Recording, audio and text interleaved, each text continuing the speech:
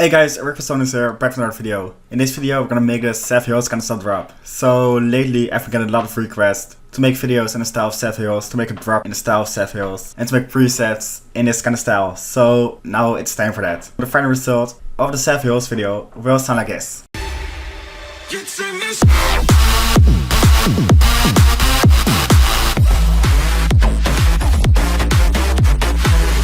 So now let's dive into the Seth Hills drop. So most of the presets in the drop are coming from Basshouse from free. So if you want this back, make sure to check the link down below. So first we're gonna dive into the drums, then the bass lines, the main beats, and the chord step.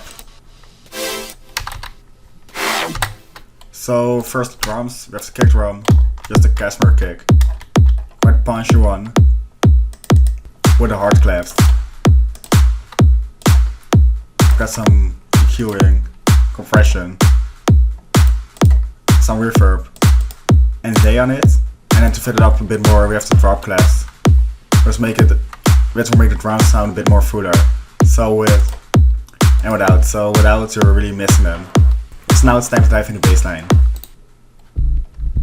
First I have this 808 kind of bass, sounding like this.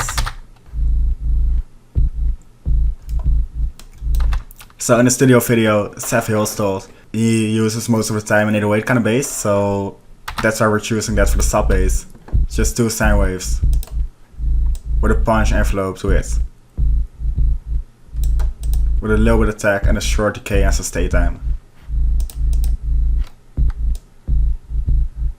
and with distortion, hyperdimension, chorus, some OTT,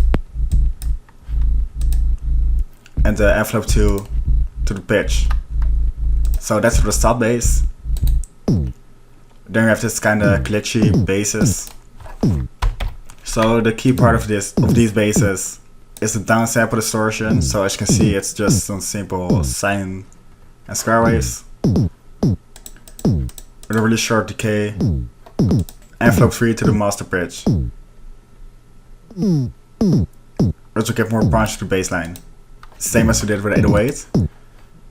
And then the real magic happens in the downsample distortion, with and without, to get some more character to the high ends of the bass line.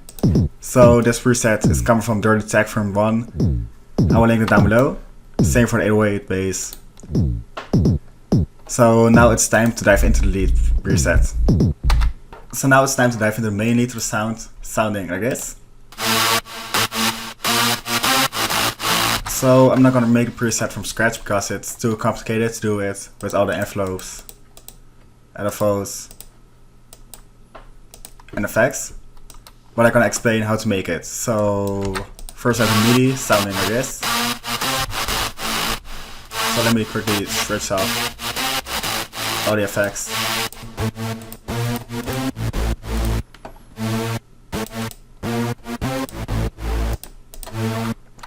So first of all, we have the envelope with some hold, decay, and a little bit of sustain, short decay time. And we can add some release to it. And we have two saw waves. One is lowered down an octave, with quite some unisons and detune. This will make it sound a bit more fuller. Then we have LFO2 routed to the pitch. As you can see here, what this will do is make the sound pitch up when it's played. Just get some more dirtiness to the sound. Really, it's kind of the same with LFO1 to the fine tune of both oscillators, sounding like this. Besides that, you have to set the rate too fast. That will make it sound a bit more dirtier.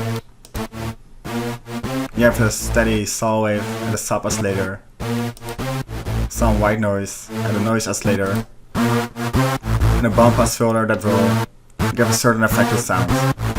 Sounding this, with the cutoff on here, quite a lot of drive and the mix quite low. So what will give this effect. Where you open up some bass a bit more. So now let's dive into effects. First I have to Dire 2, which will really destroy the sound, drive all the way up. Mix one here. Let's OTT to destroy it even more. Eyes are a bit dragged down because otherwise it would be too much. Let's boost the mids a little bit. Yes, with the queuing, with a low cut, and opening up the highs. And a formant filter to really shape the sound a bit more.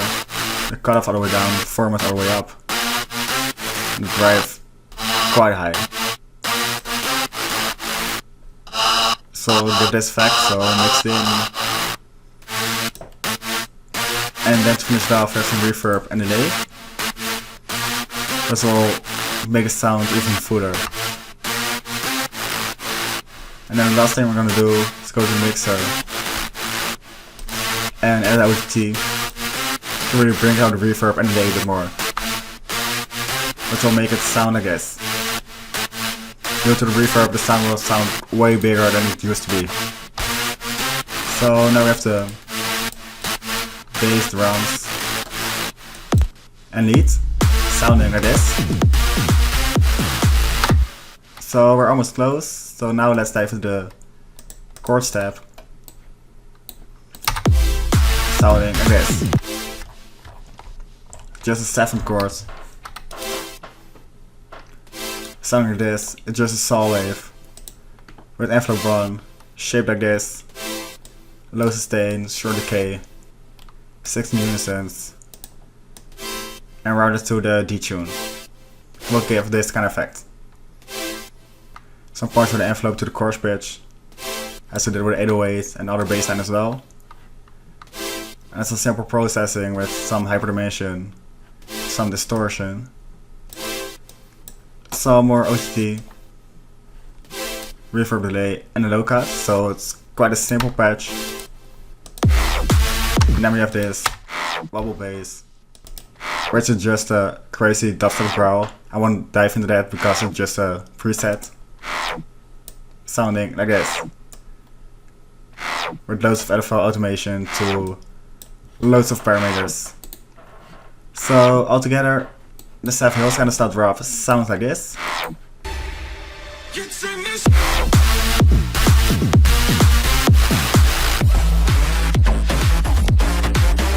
And that's it for the video. So if you like the video, please leave a like. To see more, hit that subscribe button, and I'll see you all in the next videos.